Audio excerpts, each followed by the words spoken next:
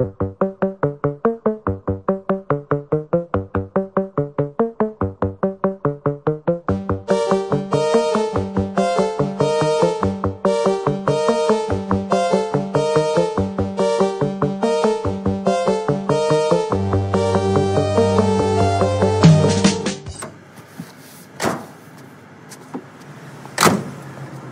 you're just going to learn how guys talk. You just listen to the way Martin and I batter it back and forth. You okay? You ready? Sure. All right. Let's go ahead. Perfect. A pole lock and a chain. How you doing, Martin, you crazy Italian prick? Waltz, you cheap bastard. I should have known you'd come in. I was having such a pleasant day. What'd you do? Chew some poor blind guy out of his money? Gave him the wrong change? Who's the nip? Oh, he's a pussy kid from next door. I'm just trying to man him up a little bit. You see, kid? Now that's how guys talk to one another. They do? When you got shit in your ears? Now go on out and come back in and talk to him like a man. Like a real man. Come on, Ol. Come on, get your ass out of here. Come on back now. Sorry about this. What's up?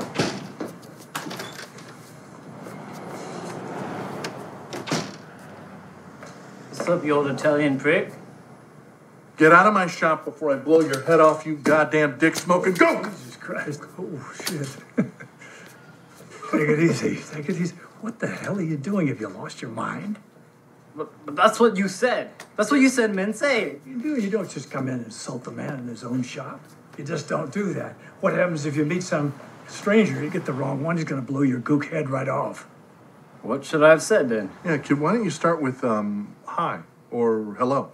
Yeah, just come in and say, sir, I'd like a haircut if you have the time. Yeah, be polite, but don't kiss ass. In fact, you could talk about a construction job you just came from and bitch about your girlfriend in your car. Son of a bitch, I just got my brakes fixed, and those sons of bitches really nailed me. I mean, they screwed me right in the ass. Yeah, don't swear at the guy. Just talk about people who are not in the room. You could bitch about your boss making you work overtime when it's bowling night. Right, or my old lady bitches for 2 goddamn hours about how they don't take expired coupons at the grocery store, and the minute I turn on the fucking game, she starts crying how we never talk. See, now go out, come back and talk to him, and it ain't rocket science, for Christ's sake. Yeah, but I don't have a job, a car, or a girlfriend. Jesus. I should have blown his head off when I had the chance. Yeah, maybe so. No, okay, I want you to turn around and go outside and come back and don't talk about having no job, no car, no girlfriend, no future, no dick, okay? Just turn around and go.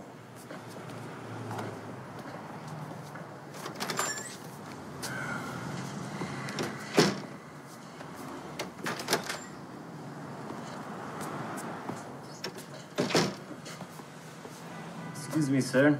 I need a haircut if you ain't too busy. You old Italian son of a bitch prick barber. Boy, does my ass hurt from all the guys at my construction job. Fuck me. J'ai trouvé ça super intéressant parce que, évidemment, ça n'est pas sans, comme on dit, sans lien avec aussi le personnage, pas que le personnage du film, mais aussi du réalisateur Clint Eastwood, dont on sait quand même ses positions quant à la question des armes. C'est quand même un républicain, et je trouve que politiquement parlant, il représenterait, j'ai envie de dire, d'un point de vue classique, le républicain moyen, qui est vraiment la norme mâle par excellence. Le blanc, il défend le fait de porter des armes, enfin de pouvoir les porter, d'avoir l'autorisation d'en avoir et d'en faire un usage, donc forcément. Donc on pourrait penser que effectivement c'est un homme qui épouserait plutôt les idées du côté d'une norme mâle.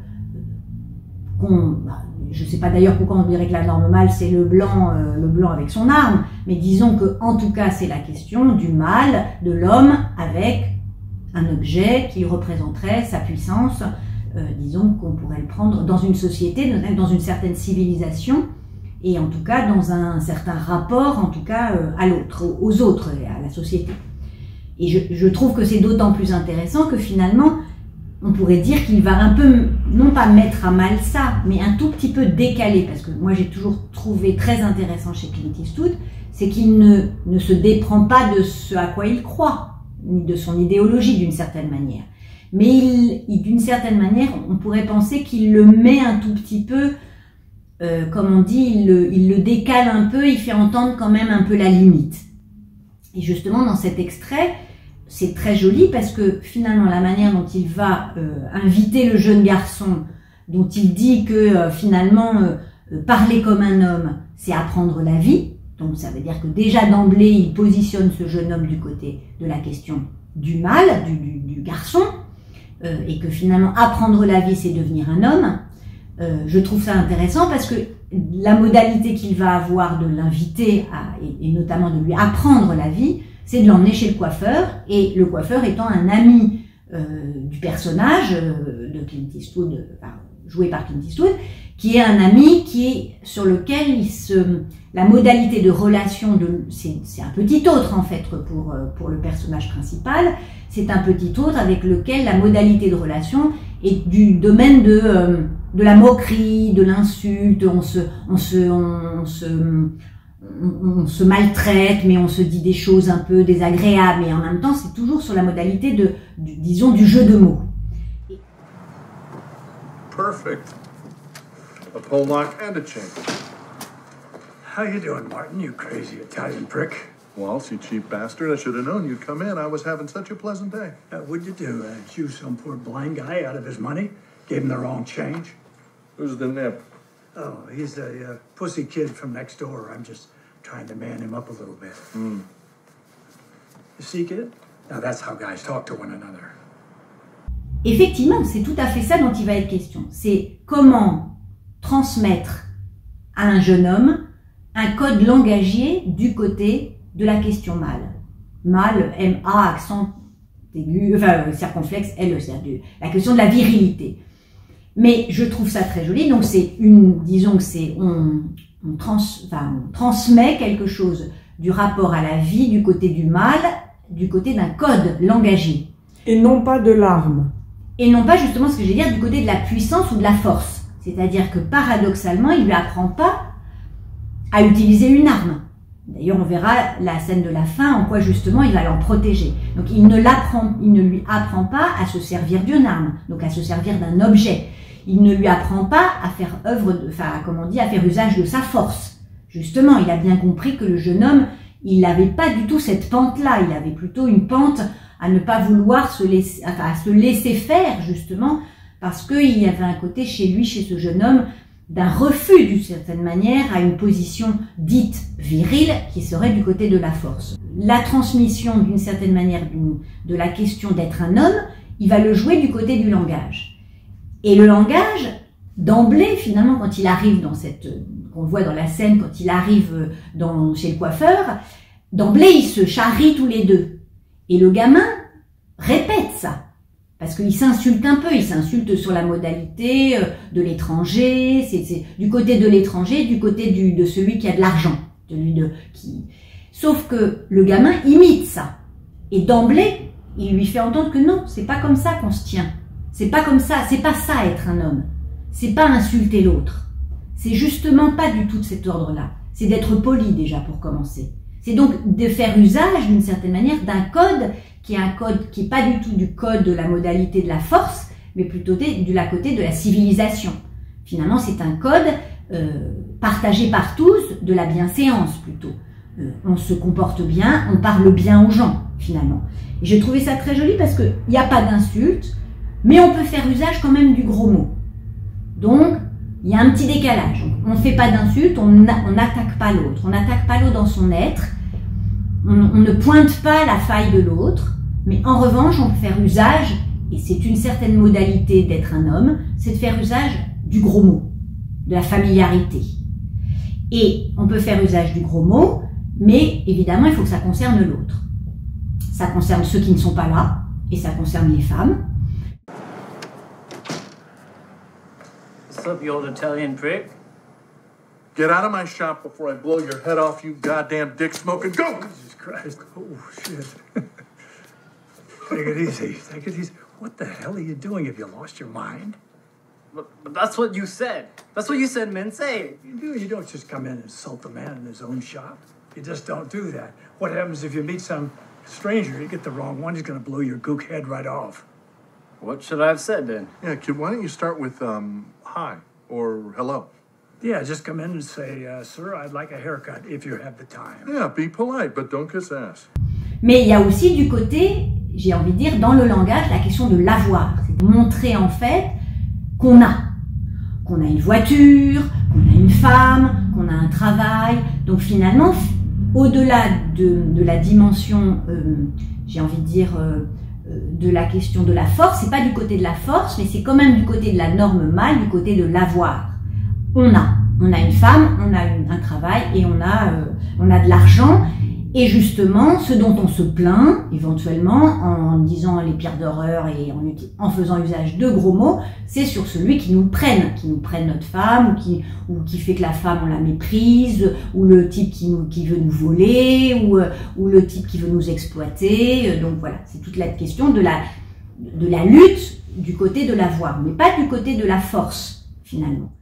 In fact, you could talk about a construction job you just came from and bitch about your girlfriend in your car. Son of a bitch, I just got my brakes fixed, and those sons of bitches really nailed me. I mean, they screwed me right in the ass. Yeah, don't swear at the guy. Just talk about people who are not in the room. You could bitch about your boss making you work overtime when it's bowling night. Right, or my old lady bitches for 2 goddamn hours about how they don't take expired coupons at the grocery store, and the minute I turn on the fucking game, she starts crying how we never talk. See, now go out, come back and talk to him, and it ain't rocket science, for Christ's sake. Yeah, but I don't have a job, a car, or a girlfriend. Jesus, I should have blown his head off when I had the chance. Yeah, maybe so. No, okay, I want you to turn around and go outside and come back and don't talk about having no job, no car, no girlfriend, no future, no dick, okay? Just turn around and go.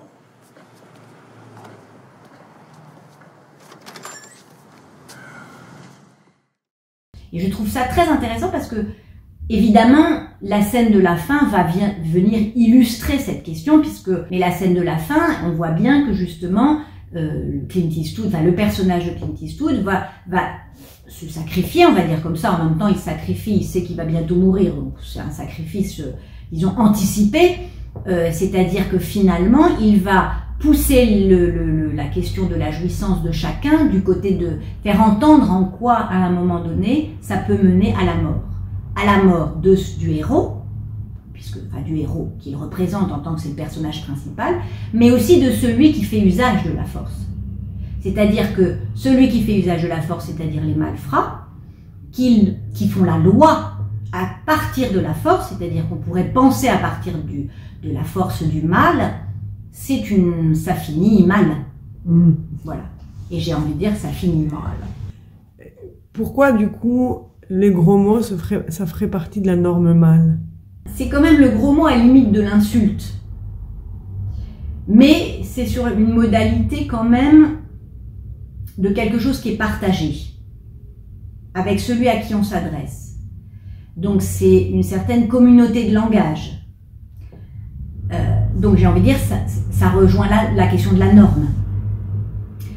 Alors après, la norme mâle, si on la prend du côté mâle, pas du côté norme, c'est-à-dire que c'est la norme du rapport à l'autre. Finalement, la norme, c'est ce qui inscrit un sujet dans un rapport à l'autre du langage, de l'autre, le lieu du langage et aussi le lieu de la communauté. Donc de ce point de vue-là, on pourrait dire que c'est du côté de la norme, on va dire. Mais c'est aussi du côté si on prend du côté du mal, j'aurais envie de dire que là, pour le coup, c'est une autre modalité de la force, finalement. La question du gros mot, le mépris, l'insulte, parce que quand même, la façon dont il se parle, c'est vraiment insultant quand même. Si Freud parlait de la question du Witz, finalement, ou le mot d'esprit. Le mot d'esprit, ça ne marche qu'à condition qu'évidemment, on soit dans la même communauté de langage. Et ben, j'ai envie de dire que c'est la même manière. C'est-à-dire que le gros mot, comme il l'utilise avec le coiffeur, il faut que ça soit dans la même communauté de langage.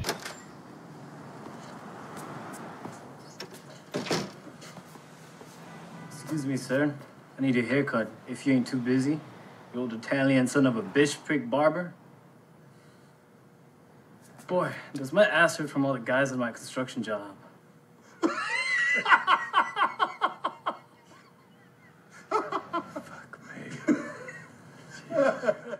Si ça n'est pas le cas, alors ça ne marche pas, on est du côté de l'insulte.